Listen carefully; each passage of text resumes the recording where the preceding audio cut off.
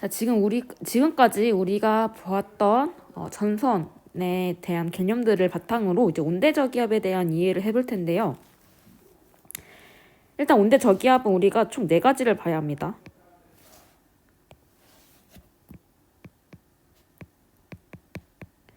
자, 일단 우리가 이 온대저기압 일생을 이렇게 6가지로 확인할 수가 있는데, 처음에 보면 정체전선이 형성이 되면서 온대저기압이 만들어지기 시작합니다. 자, 그래서 첫 번째 보면은 찬 기단과 따뜻한 기단이 만나는 중위도의 정체전선 상의 파동으로부터 온대저기압이 만들어지게 되고요. 북반구 기준으로 했을 때 찬 공기가 남하하는 남서쪽에는 한랭전선이, 그리고 따뜻한 공기가 북상하는 남동쪽으로 온난전선이 동반이 되는 형태로 온대저기압이 형성이 되는데, 온대저기압 같은 경우는 편서풍의 영향으로 서쪽에서 동쪽으로 이동을 하게 되고요. 이 온대저기압은 중위도 지방의 날씨 변화에 큰 영향을 미칩니다. 그래서 우리 이번 주에 월요일에 비가 왔었죠. 처음 날씨가 맑다가 갑자기 비가 오게 되고 다시 비가 그쳤다가 또 비가 오게 되는 이 경험을 했을 텐데요. 그 원인이 바로 이 온대저기압이었습니다. 온대저기압 우리 이번 주 월요일에 온대저기압이 지나가는 그 상황의 일기도는 다음 시간에 보도록 할 거고요. 자, 일단 오늘은 이 온대저기압에 대해서 전반적인 개념적 이해를 하도록 하겠습니다. 자, 일단 온대저기압의 형태는 이 저기압을 중심으로 남서쪽에는 한랭전선이, 남동쪽에는 온난전선이 형성이 되어 있는 형태로 발달을 하고요. 일단 먼저 주변 날씨를 체크해 보자고 했는데,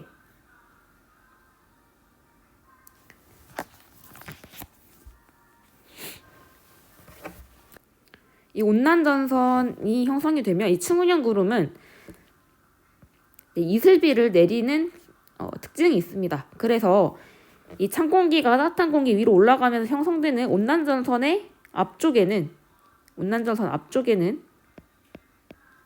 층운형 구름에 의해서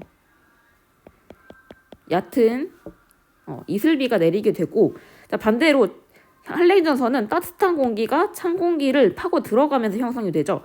그러니까 따뜻한 공기 입장에서는 강제적으로 찬 공기에 의해서 상승이 되기 때문에 높이가 높은 저군형 구름을 만들게 됩니다. 두께가 두꺼운. 이 저군형 구름의 특징은 좁은 면적에 많은 양의 비를 단시간에 내리는 특징이 있어요. 다시 얘기해서 소나기를 내리는 특징이 있습니다. 그래서 이 한랭전선 뒤쪽에는 좁은 구역에 소나기가 내리게 됩니다.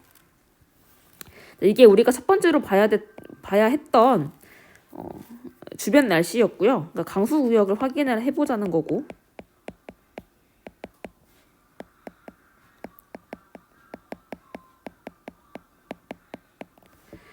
그 다음에 기온 변화를 봐야 되는데, 우리 여기서 얘기했죠.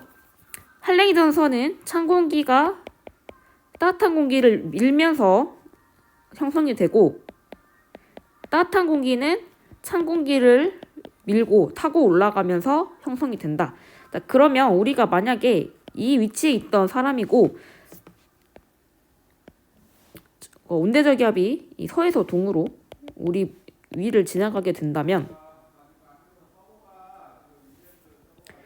찬 공기는 우리는 처음에 온대저기압이 오게 되면은 찬 공기를 먼저 만나게 되겠죠. 그러다가 온난전선이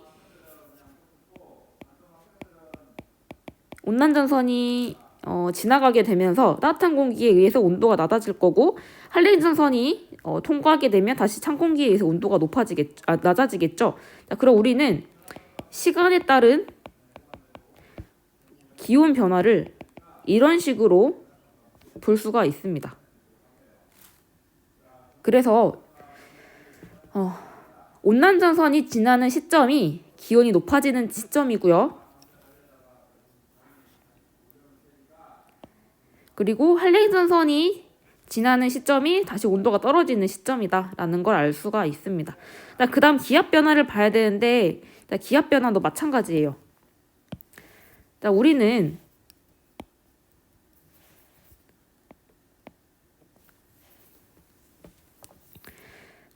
일기도에서 등압선을 보게 되는데 등압선은 이렇게 같은 기압을 나타내는 지역을 선으로 연결한 곳입니다. 근데 이제 온대 저기압 중심에서는 이런 식으로 등압선이 형성이 되는데요. 뭐 이런 식으로. 저기압 중심으로 갈수록 기압이 제일 낮고요. 반대로 저기압에서 멀어질수록 기압이 높아지게 되는데 다시 얘기해서 온대 저기압이 우리나라를 통과하기 전에는 우리나라의 기압은 이 저기압 중심보다는 기압이 높을 거예요. 그러면 시간에 따른 기압 변화를 보면 처음에는 기압이 높았어요. 그러다가 점점 얘가 우리 쪽으로 가까이 올수록 우리는 저기압 중심이 가까워지니까 기압이 낮아지겠죠. 그러다가 한랭전선을 통과하게 되면은 그때부터 우리는 다시 우리 지역은 온대 저기압에서 쭉 멀어지겠죠. 그러면서 기압이 다시 높아지게 됩니다. 그러니까 이렇게 기압이 갑자기 올라가거나 기온이 뚝 떨어지는 시점이 한랭전선이 통과할 때 그때를 기점으로 기온과 기압이 변하게 됩니다. 그 다음 마지막 바람을 봐야 되는데요. 바람은 이쪽에 필기를 하도록 하겠습니다. 바람은 일단 이 온대 저기압도 어쨌든 저기압이에요. 그래서 우리 상승기류가 형성되는 저기압은 반시계 방향으로 바람이 불어 들어온다고 했죠. 그러면 온대 저기압의 모습을 간단하게 이렇게 간략하게 표시를 해보고 바람의 방향을 표시를 해보면 이렇게 바람이 반시계 방향으로 불어 들어올 거예요. 그럼 일단 이 온난전선 앞쪽 부분은 이 방향의 바람이 불죠. 그러니까 처음에는 남동풍의 바람이 불다가 온난전선이 지나게 되면 이 남서풍으로 변하게 되고요. 다시 한랭전선이 지나게 되면 위에서 불어오는 바람인 북서풍이 불게 됩니다. 다시 얘기해서 우리가 만약에 여기 있던 사람이에요. 근데 온대저기압이 이렇게 지나간다고 하면 우리는 처음에 우리 지역의 바람은 남동풍이었다가 온난전선이 지나가게 되면 남서풍으로 바뀌게 되고요. 한랭전선을 지나게 되면 북서풍으로 바뀌게 됩니다. 이것도 마찬가지로 우리가 가을철에 주로 경험할 수 있는 현상이고 이번 주에 월요일부터 해서 경험을 했던 현상이다. 이렇게 이해하면 되겠습니다.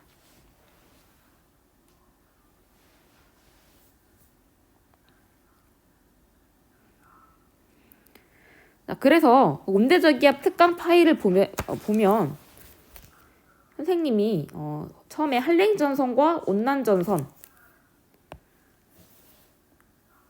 대한 간단한 설명을 했고요. 그 다음에 날씨 변화, 기온 변화, 기압 변화, 바람 변화 이렇게 4가지 차근차근 알 수 있게 표현을 해봤어요.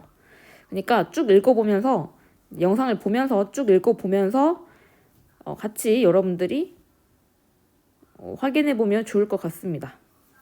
그리고 이거는 프린트를 하든 뭐 아이패드로 다운을 받든 해서 우리 대면 수업 때 꼭 가져오도록 하세요.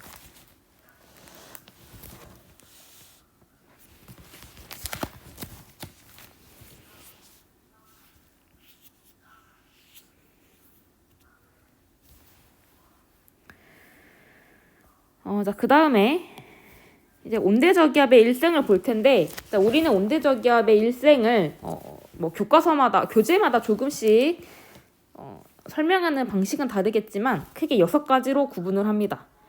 이제 뭐 어떤 경우에는 이제 뭐 전체전선의 형성과 파동을 뭐 같이 사용할 때도 있고 뭐 조금씩 다르긴 할 텐데 어쨌든 단계적으로 보게 되면은 먼저 정체전선이 형성이 되고 이 정체전선에 파동이 발생하게 되면 온대저기압이 발달합니다. 그리고 한랭전선이 온난전선보다 속도가 빠르니까 뒤에 있던 한랭전선이 온난전선을 따라잡게 되면서 폐색이 시작이 되고 갈수록 시간이 지날수록 폐색 전선이 발달하면서 폐색 전선이 완벽하게 만들어지면은 그 공기는 안정해지죠. 찬 공기가 아래에 깔리고 따뜻한 공기가 위로 올라가게 되면서 안정해지기 때문에 온대저기압이 소멸이 됩니다. 이 단계를 하나씩 다시 차근차근 볼게요.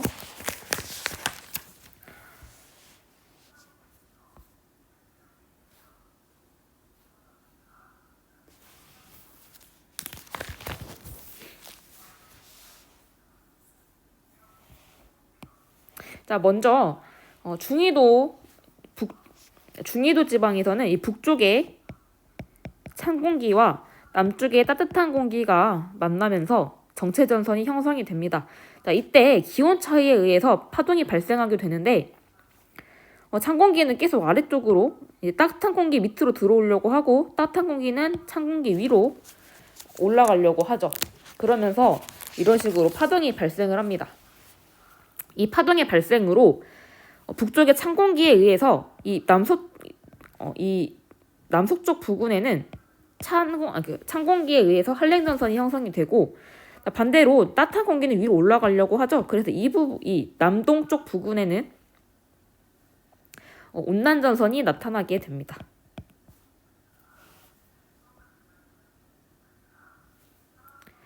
자, 그 다음에 이렇게 한랭전선과 온난전선이 분리가 되면서 온대저기압이 만들어지는데 이 한랭전선과 온난전선 중심에는 온대저기압이 존재를 하고요. 이렇게 온대저기압이 발달을 하면서 얘는 서에서 동으로 이동을 하죠. 그러면서 이 온대저기압 주변에 있던 지역에 날씨 변화를 가져오게 되고 시간이 지날수록 이 한랭전선은 속도가 더 빠르기 때문에 온난전선 쪽으로 점점점 다가가게 됩니다. 자, 그러면 이 위쪽부터 한랭전선이 온난전선을 파고들게 되면서 온난전선을 만나면서 폐색이 시작이 되고요. 시간이 지날수록 폐색전선이 점점 발달을 하다가 이 폐색전선이 형성이 된다는 건 차가운 공기가 아래쪽에 쌓이고 따뜻한 공기가 위로 올라간다는 것을 의미를 해요. 그러면 이 밀도가 큰 찬 공기가 아래에 있고 밀도가 큰 찬 공기가 아래에 있고 밀도가 작은 따뜻한 공기가 위로 올라가게 되면 이 공기는 이제 안정해졌죠. 그러면서 이 폐색이 발달하게 되면은 온대저기압의 힘이 점점 약해집니다. 그러다가 완벽하게 폐색이 되면은 아까 얘기했던 것처럼 이렇게 찬 공기가 아래, 따뜻한 공기가 위로 쌓이게 되면서 이 공기는 안정해지고 그러면서 이 온대저기압은 소멸하게 됩니다. 이 과정이 이제 온대저기압의 일생이었고요. 우리는 여기서 온대저기압의 일생을 보면서 우리가 배웠던 전선의 4종류를 볼 수 있었죠. 한랭전선, 온난전선, 정체전선, 폐색전선. 그래서 이 온대저기압은 정체전선으로 시작해서 한랭전선과 온난전선으로 일생을 보내다가 폐색전선이 형성이 되면서 일생을 마감하게 됩니다.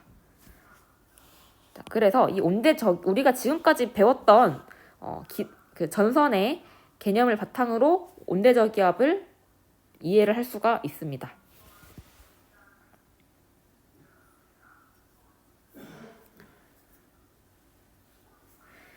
그 다음에 온대저기압의 에너지원을 볼 텐데요. 자, 먼저 찬 공기와 따뜻한 공기가 있어요. 자, 이거를 찬 공기 말고 차가운 물, 따뜻한 물로 가정을 해보고 지금 여기 수조예요. 수조에 칸막이를 해놓고 왼쪽에는 찬물, 오른쪽에 따뜻한 물을 놓고 찬물에는 파란색 색소, 따뜻한 물에는 빨간색 색소를 넣게 되면 이런 식으로 모습이 나타나게 되겠죠.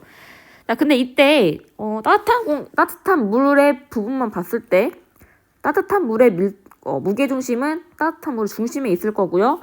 찬물의 무게중심은 당연히 찬물 중심에 있겠지만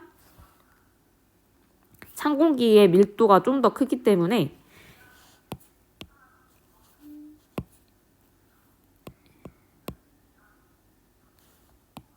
이 찬물의 전체적인 무게 중심은 찬물 쪽으로 이동하게 됩니다. 다시 얘기해서 찬물과 따뜻한 물의 전체적인 무게 중심은 이쪽에 있겠지만 찬물의 무게 중심이 좀 더 크기 때문에 얘가 이쪽으로 이렇게 원래 여기에 있던 찬물의 무게 중심도 찬물 쪽으로 좀 더 이동을 하게 됩니다. 자, 그러면 우리는 이 상태에서 이 가운데 있던 칸막이를 없애버리면 찬 공기는 당연히 밀도가 크니까 따뜻한 물 아래로 내려가려고 하고 따뜻한 물은 위로 올라가려고 하겠죠. 자, 그러면 이 찬물의 기준으로 봤을 때 이 무게중심이 처음에는 이 위치에 있다가 점점 내려가게 됩니다.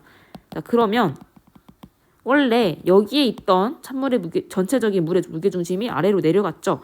그러니까 위치가 변했어요. 그러니까 위치 에너지의 감소로 이 감소한 위치 에너지가 운동 에너지로 전환이 됩니다. 이러면서 온대 저기압의 에너지원이 형성이 되고 이로 인해 파동이 형성이 될 수가 있는 거예요.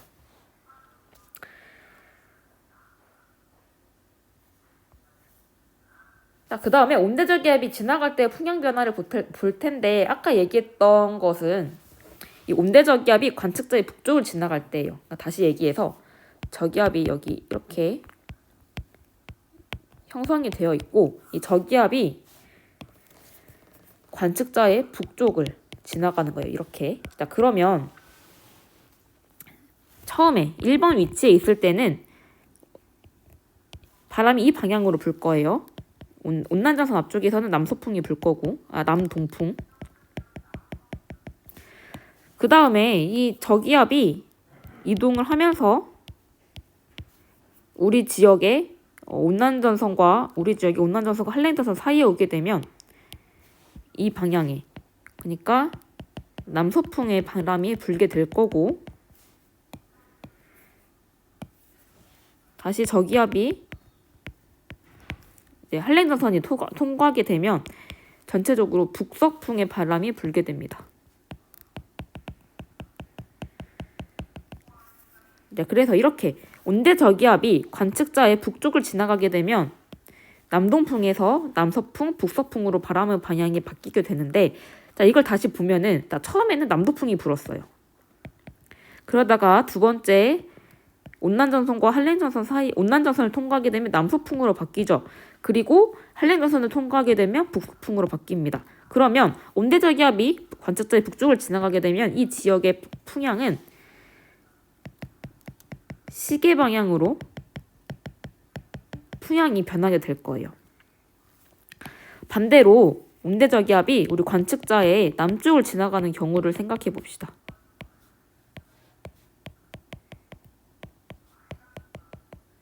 자, 이 경우에는 처음에 일반 위치에 있을 때는 바람이 이렇게 불고 있겠죠. 2번 위치에 오게 되면 이런 식으로, 3번 위치에서는 이렇게 바람이 불어 들어올 거예요. 다시 얘기해서 처음에는 이 방향으로 불었다가 두 번째는 이렇게 불 거고 세 번째는 이렇게 불 거예요.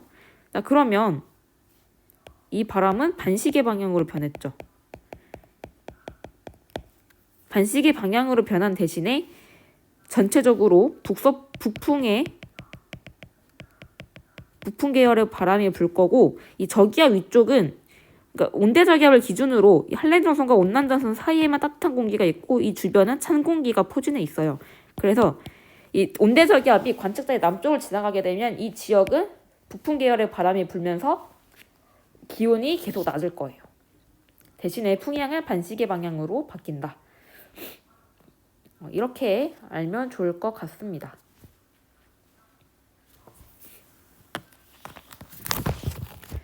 자, 그래서 온대 저기압 특강 파일 다시 보면 우리가 지금까지 정리했던 것을 바탕으로 이 한랭전선과 온난전선의 특징 볼 수가 있는데, 먼저 전선면의 기울기는 한랭전선은 급하고 온난전선은 완만하죠. 그리고 한랭전선에서 형성되는 구름은 저군형 구름에 의한 소나기가 내릴 거고, 온난전선은 층운형 구름에 의한 이슬비가 내릴 거예요. 그리고 이제 한랭전선의 강수 구역은 전선 후면의 좁은 구역, 그리고 온난전선은 전선 앞쪽에 넓은 구역에 비가 내릴 거고, 전선의 이동 속도는 한랭전선이 온난전선보다 더 빠르다 얘기했었죠. 그리고 이제 순서대로 온난전선이 먼저 통과하게 되면 기온은 점점 높아질 거고 기압은 하강할 거예요. 왜냐하면 저기압 중심으로 오니까. 그리고 한랭전선이 통과하게 되면 온도는 점점 낮아지고 기압은 반대로 상승하게 됩니다. 그리고 바람의 방향은 온난전선 주변에서는 온난전선이 통과하기 전에는 남도풍이 불었다가 온난전선이 통과하면 남서풍으로 바뀌고, 한랭전선이 통과하기 전에는 남서풍이었다가 한랭전선이 통과하게 되면 북서풍으로 바뀐다. 그래서 선생님이 이 온내저기압의 단면을 여러분들이 그려보라고 했는데 이런 식으로 그려볼 수 있겠죠. 여기가 지표고요.